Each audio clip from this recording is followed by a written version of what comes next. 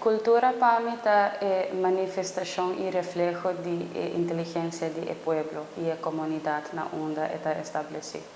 Cultura también para mí significa manifestación de costumbre y creencia, norma y valor de la comunidad y el grupo que forma parte del pueblo. Cultura está dinámico y siempre cambiando. Y pensei que a cultura é importante para manter, sobre se gente está dinâmico, cultura também está dinâmico.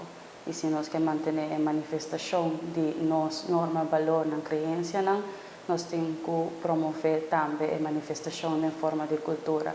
Esta é portada em forma de arte, ciência ou outro terreno.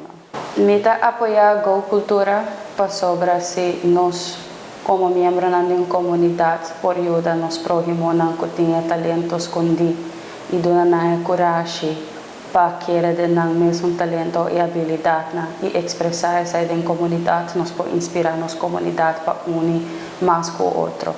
Essa é a apoiar a cultura.